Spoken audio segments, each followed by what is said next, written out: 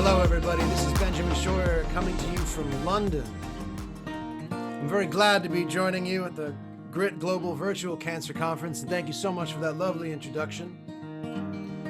I'd like to start by playing a song called Weather the Storm from a piece of theater that I wrote and performed called The Lion. And it contains the line, "Every heart is made stronger by scars."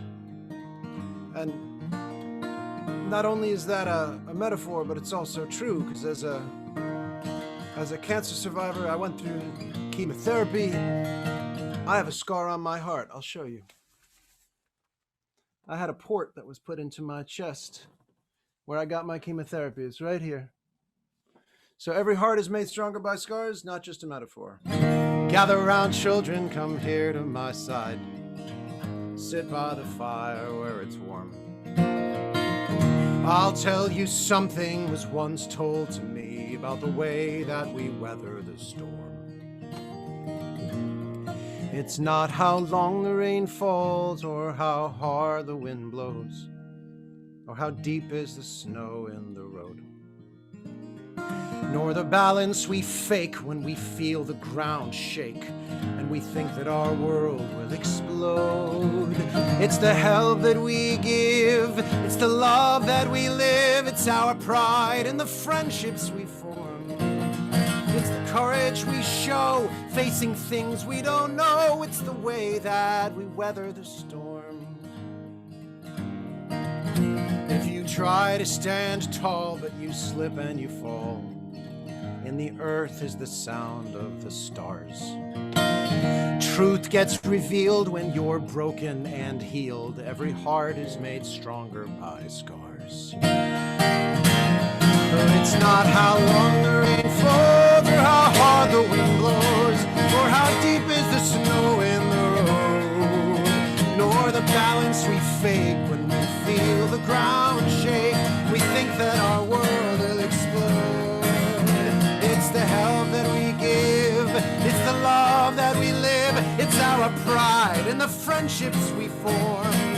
It's the courage we show, facing things we don't know. It's the way that we weather the storm. So go on your journeys, be bold and be brave. Be lions, my friends, and be strong. And when it is such that it all feels too much, then remember the words to this song. It's not how long the rain falls, or how hard the wind blows, or how deep is the snow in the road, nor the balance we fake when we feel the ground shake and we think that our world will explode. It's the help that we give, it's the love that we live, it's our pride and the friendships we form. It's the courage we show, facing things we don't know. It's the way that we weather the storm. It's the way that we weather the storm.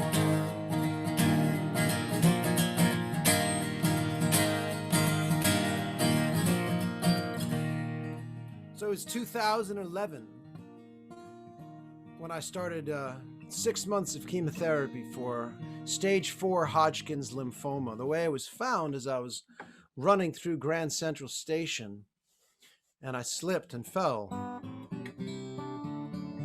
I spent the next day in bed, banged up and bruised, and the following day I went to my doctor to get checked out. And I'd been feeling some strange things before I slipped and fell, but I kind of ignored them. I've been sweating through my sheets at night. I've been pretty tired, and I had pain in the left side of my back when I drank any alcohol. But I thought, how important could these be? And then this doctor, he took one look at me and he said, "Have you been really tired lately?" And I said, "Yeah." He said, "Have you been sweating through your sheets at night?" And I said, "Yeah." And he said, "You have pain in the left side of your lower back when you drink alcohol." And I said, "How did you know that?" And so I began a course of 6 months of chemotherapy, ABVD, adriamycin, bleomycin, vinblastine, and dicarbazine. I was living in New York at the time, in Brooklyn. And I kept a journal, wanting to try and remember what had happened. This is a song called Cure. Into the room and in the chair, under the flat fluorescent glare, make sure the needle is secure. Hung from a bag might flow the cure. And maybe I'm an optimist, but I don't think I'm wrong, that at 85% my odds are actually pretty strong. 12 treatments in, I'll go get scanned to see if it's worked the way they planned, to see if I'm finally cancer-free,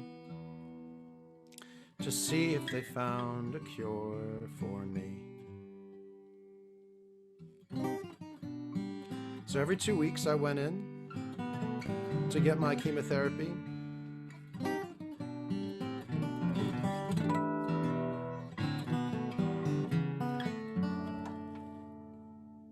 And I wrote the first half of that song before it was all over. Because of course I didn't know what the second half of the song would be. Back to the office mid-July to learn if I'm actually going to die, to learn if I lose or if I win. Tests have been done, results are in.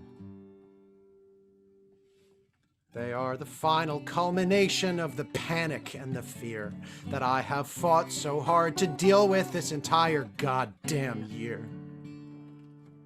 I'm gonna end up like my dad. The doctor will tell me it looks bad. It's deep in your brain, your spinal cord. Then he says, Ben, it worked. You're cured. What words to hear? What words to hear? You're cured. And isn't that what we're all working towards? Isn't that what we're all working towards? And the incredible strides that have been made towards cures and treatments have been extraordinary. And even since I was cured of cancer back in 2011, it's coming up on 10 years. And I wasn't sure if I was going to make it to 30 years old. And now I'm 38 and a half. My half birthday was just a few days ago. And I'm married and have a little girl. And we live here in London. And why did I write about having cancer? As a songwriter, why not simply put it behind me? I will tell you why, friends. When I was going through chemo, when I was sick, cancer took control over my life. So I had no control. Cancer took away my ability to communicate and connect. But by writing about cancer, I could be an alchemist. I could, from the thing that disconnected me to people, I could find connection. And by writing about cancer, about the thing that took control away from me, by writing about it, I could control it. I could control it. It was an incredible kind of alchemy. Here's the thing about my family.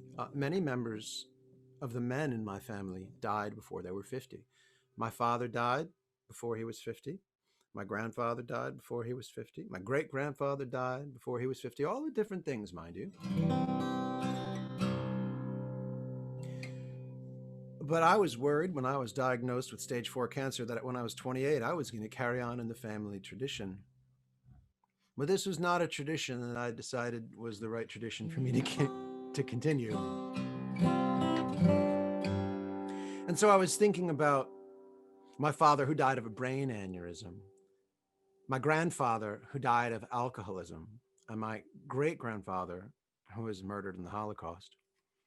And I was thinking about all of these things as I was going through chemotherapy, and thinking about when I finished chemotherapy, thinking about writing about these things and how do I go back not only into my own pain and my own tragedy, but also the pain and tragedy of my family. And I realized it was really quite a triumphant story to break the tradition.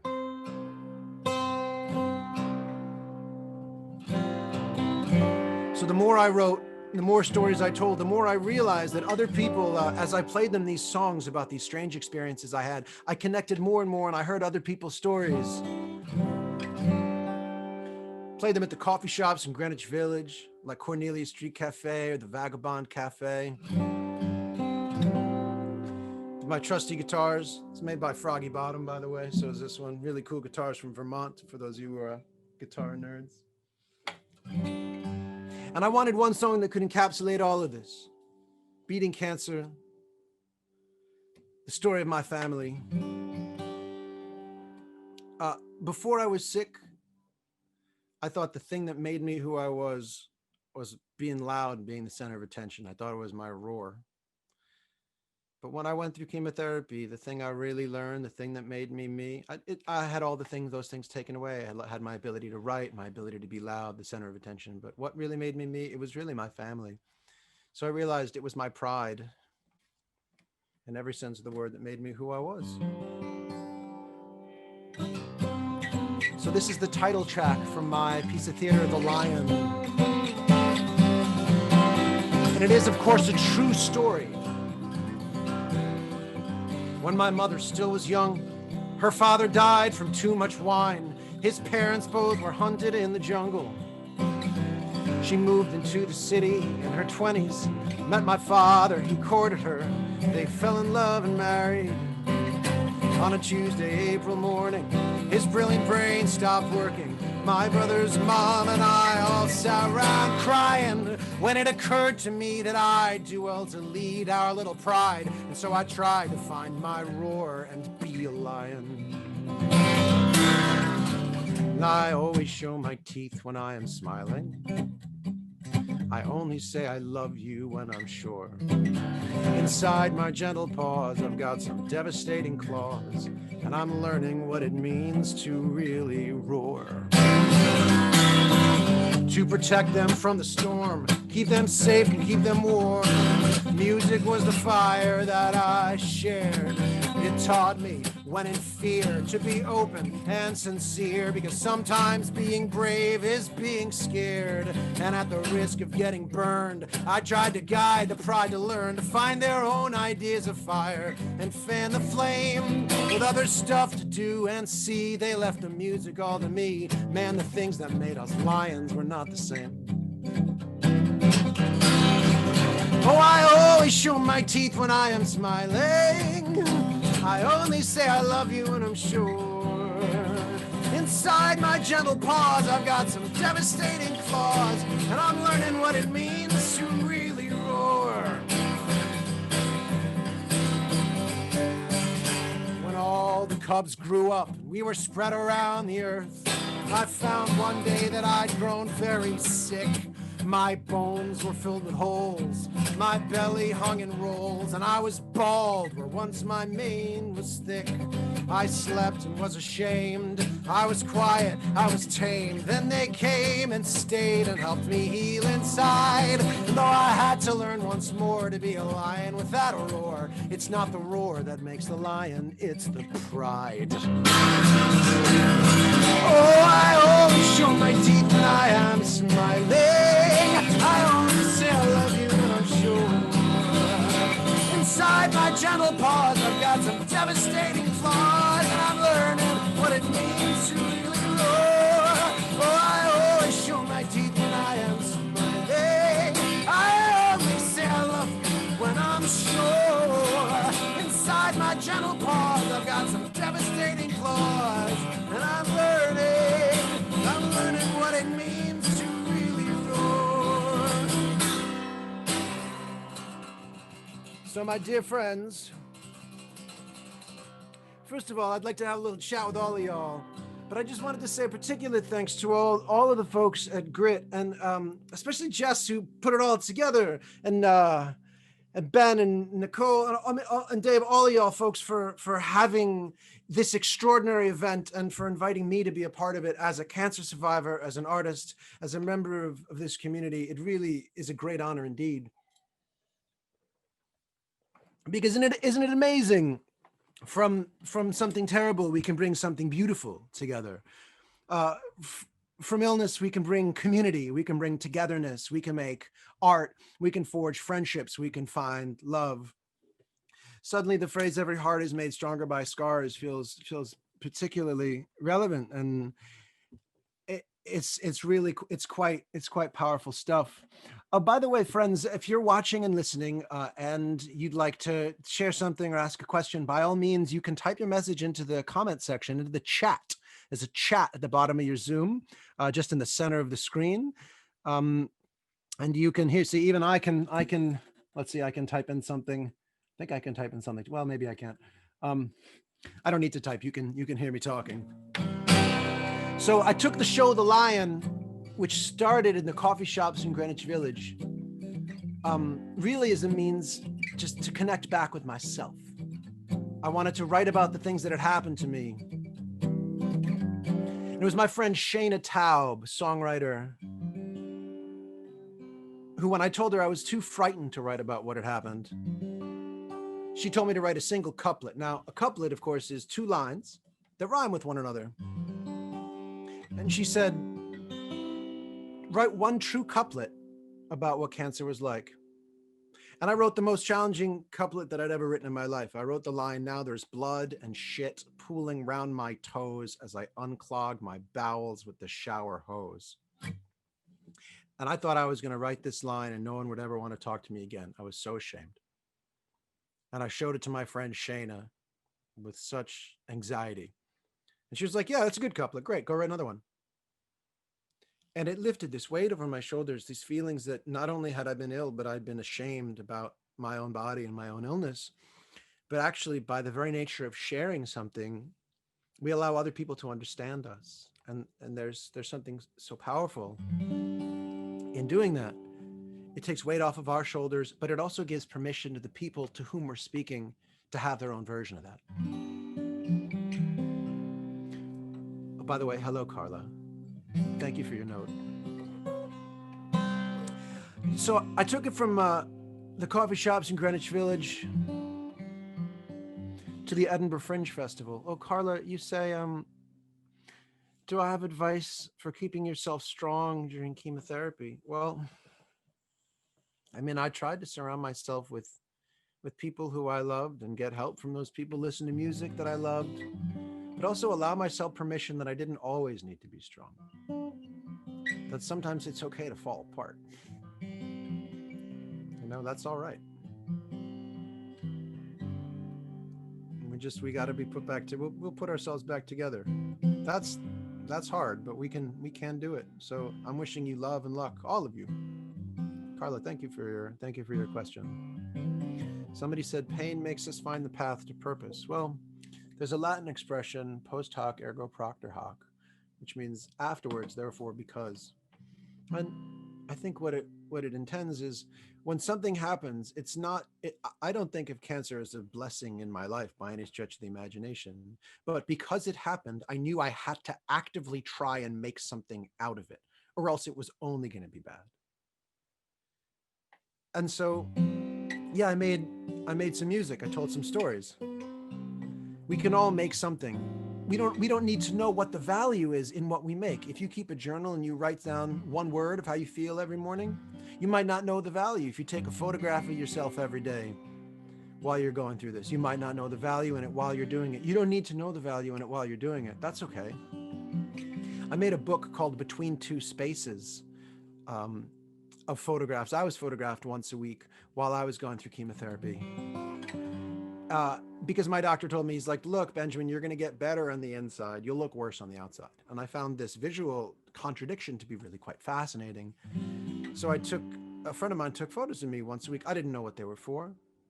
But after I'd been cured and after my show, The Lion, became quite successful, I put these photographs into a book along with text from the journal that I kept. We called the book Between Two Spaces. And I sold the book to raise money for the Leukemia Lymphoma Society. And we raised tens of thousands of dollars for them. Now, I promise you, when I started taking these photos and keeping this journal, I had no idea that it was going to turn into something good for other people. But I trusted in the process that making things is worthwhile. Making things is worthwhile. Somebody says during chemo, seek out a good acupuncturist. It really helps. Yeah, I think if that's something that you're able to do and that helps you, and your doctor gives you the go ahead, by all means. By all means. You know, Netflix is good too. So after Greenwich Village, we took the show to the Edinburgh Fringe Festival, which is the biggest theater festival in the world. And I'd made an animated music video for the song The Lion, which you can go find on my website, which is benjaminscheuer.com, or just find, if you type in Benjamin Scheuer, The Lion. And The Lion won the award for Best Music Video at the British Animation Awards in London. And so I went feeling quite pleased with myself to go and pick up my prize. And there I met a woman named Jemima Williams. And Jemima Williams worked for an animated children's television show, which won the award for Best Kids Show. And so in answer to your question, Ben, how did my experience lead me to children's books? Well, by writing the song The Lion, it led me to make a music video. By making an animated music video, it led me to the British Animation Awards. And at the British Animation Awards, I got introduced to my wife. My wife draws pictures of animals, and she and I made a children's book called Hibernate with Me. I wrote a little song about how it's okay to be scared. I thought maybe with everyone's permission, I thought maybe I'd play just one more song. So I wrote a song about how it's okay to be scared called Hibernate with Me that goes like this. Sometimes you feel small, sometimes you feel shy, and sometimes you feel worried. You might not know why. Sometimes you want nobody to see. Darling, you can hibernate with me. With a blanket made of meadow moss, I'll wrap you in a hug. Somewhere comfortable and warm, somewhere cozy, safe and snug. I have got the perfect hollow tree. Darling, you can hibernate with me. Sometimes things can feel confusing, sometimes things feel gray. But if you're ever feeling lost, I'll help you find your way.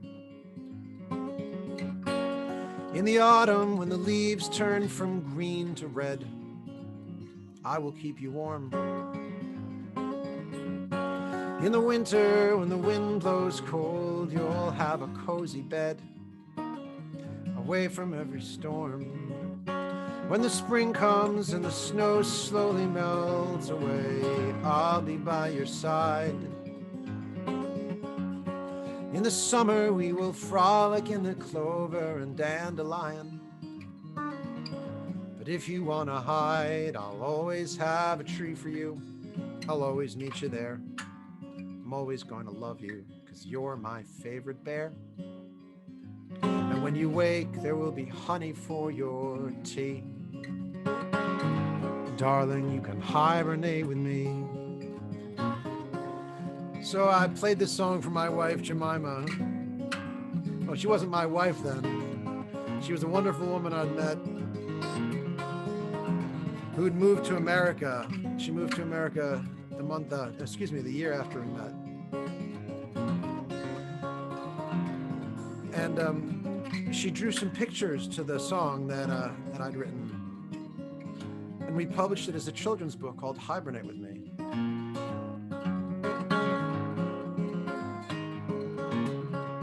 It's as close to a hug and a song as I've ever come. When the spring comes and the snow slowly melts away, I'll be by your side. In the summer we will frolic in the clover and dandelion. But if you want to hide, I'll always have a tree for you. I'll always meet you there. I'm always going to love you, because you're my favorite bear. When you wake, there will be honey for your tea. Darling, you can hibernate with me. Darling, you can hibernate with me. So truly, every heart is made stronger by scars. My heart certainly has been. From the scars that I've had, both metaphorical and literal, I've tried to share them. I've tried to show them. I've tried to find understanding, and I've really been amazed and surprised by taking the things that I found have disconnected me the most, by taking the things that have had control over me the most, and sharing them. I can be an alchemist. Someone says, hey, Benjamin, is self-care a consideration when I'm creating and writing things related to cancer? And how do I look after myself emotionally while working with such a difficult subject? That's a really, really great question. Therapy really helps. Talk therapy really helps. Really helps. While I'm looking into myself, because of course, being a writer requires looking into oneself, right? And if what you look into and you see all you see is cancer, it can be a terrifying thing.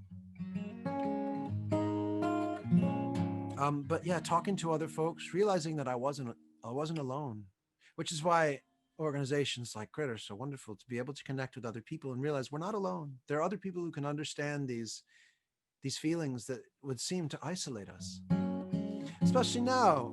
You know, during these strange times of pandemic, it's really, we can slip into feeling isolated, but remember that there's a great community of folks.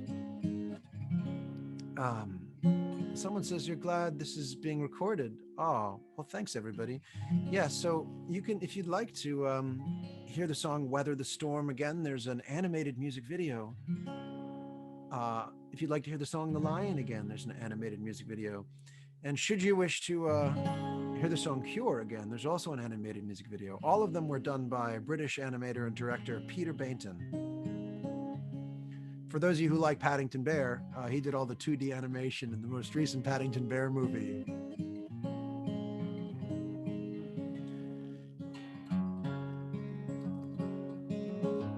Anyway, friends, I wanted to say thank you for softening the scars on my heart and for allowing me to be a part of this event. Let's continue to be alchemists. Here's to good health and sending love to you all. Signing out from Benjamin Scheuer here in London.